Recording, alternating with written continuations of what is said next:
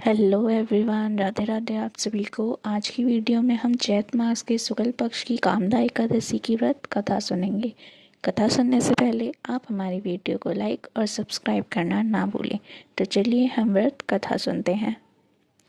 एक बार अर्जुन ने श्री कृष्ण से बोला, भगवान, चैत मास के शुक्ल पक्ष में किस नाम की एकादशी होती है? श्री कृष्ण बोले, राजन, चैत शुक्ल पक्ष में कामदा नाम की एकादशी होती है। वह परम पुण्यमयी है। प्राचीन काल की बात है। नागपुर नाम का एक सुंदर शहर था जहाँ सोने के महल बने हुए थे। उस नगर में पुंडरीक आदि महाभयंकर नाग निवास करते थे। पुंडरीक नाम का नाग उन दिनों वहाँ राज्य करता था। गंधर्व, किन्नर और अप्सरा भी उस नागरिक सेवन करती थी। वहाँ एक श्रेष्ठ अप्सरा थी जिसका नाम ललिता था। उसके साथ ललित नाम वाला गंधर्व भी था। वह दोनों पति पत्नी के रूप में रहते थे। दोनों ही परंपर काम से पीड़ित रहा करते थे। ललिता ने हृदय में सदा पति को ही मूर्ति बसी थी और ललित के हृदय में सुंदरी ललिता का नित्य निवास था। एक दिन की बात है। नागराज पुंडरीक राज्यसभा में बैठकर मनोरंजन कर रहा था।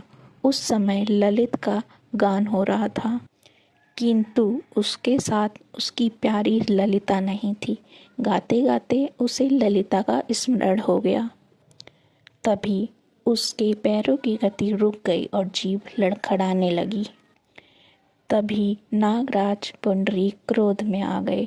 उसने गाते हुए ललित को श्राप दिया, तू मेरे सामने गान करते समय भी पली के वशीभूत हो गया, इसलिए राक्षस हो जा।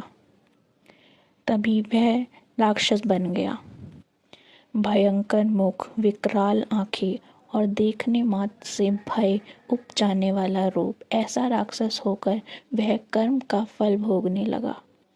ललिता ने अपने पति को इस रूप में देखकर बहुत ही चिंतित हो गई और दुख से कष्ट हो पाने लगी।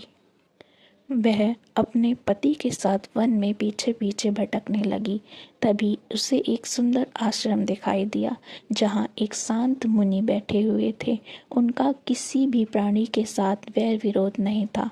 ललिता सुव्रता के साथ वहीं गई और मुनि को प्रणाम करके उसने सामने खड़ी हुई। मुनि बड़े दयालु थे।